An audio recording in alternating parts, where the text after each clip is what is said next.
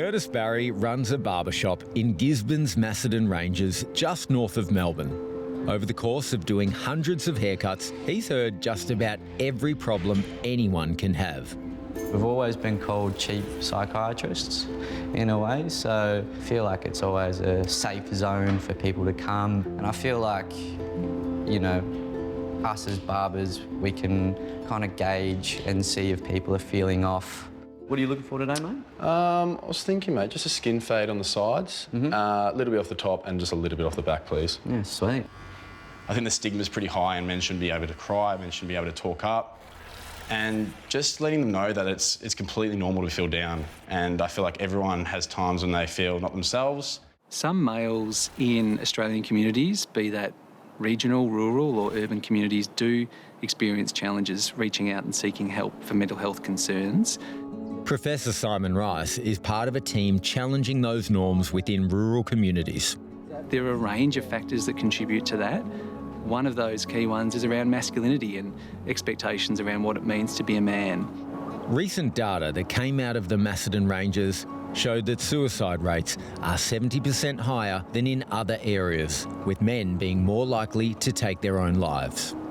One of the key findings that underpinned the Human Code research, which was kind of the forerunner to the Cut the Silence program, was that men and boys in the Macedon Ranges do experience difficulties connecting with others and experiencing loneliness. And we saw some stark differences with younger men in particular, feeling like they could be a burden on others. How are you, mate? There you go, I'm Stunned by the findings, the community came up with a plan for males to better connect before a crisis by using simple technology in locations where they're more likely to open up. With the QR codes in our mirrors, you don't have to make it a big thing. Just let them kindly know, you know, there's a QR code if you want to scan that so they can get like websites for help. And just reminding them that they're not alone.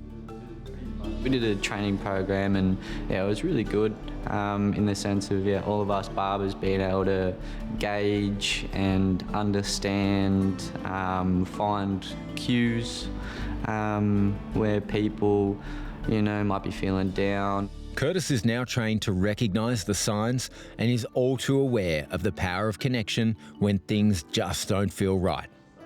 Back when I was in the city, I had this guy that came in, very handsome bloke, well built, and he looked just, quite sour.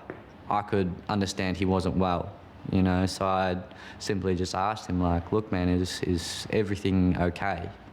He eventually came out actually saying that he did try to commit suicide not too long ago. Through one simple gesture of asking, "Are you okay?" Kurtis changed the course of one man's life. Over time, throughout 3 months, let's say, he came in and he was saying hi to everyone in the shop, and then, getting in the chair, we're having a good laugh, and full on just bloomed up, so it was pretty awesome to see. As a barber, you get that many people coming through every day that, you're talking to people all day, every day. Just, you want to be that kind of person that they can open up to, let them trust you enough so they can get help from you. Cut the Silence is really unique because it's an initiative that is really designed with men as its focus, and as a consequence of that, it's a program that's going to resonate for men. A barbershop is a place where men typically do feel more comfortable. If we provide spaces where men and boys feel like they can be themselves, they will talk, they will connect, they will open up, and that's what we need to see more of. I'm very grateful that I have such a good community where I can, meet these people and really gauge what's going on in their lives, and them trusting me enough to tell me what's going on, and me hopefully being able to, make them feel good in my chair and hopefully go out with a nice haircut. And it's such a good job to have. It gives you a bit of chills in the sense that you've almost turned someone's life around in a way. So it's an awesome feeling.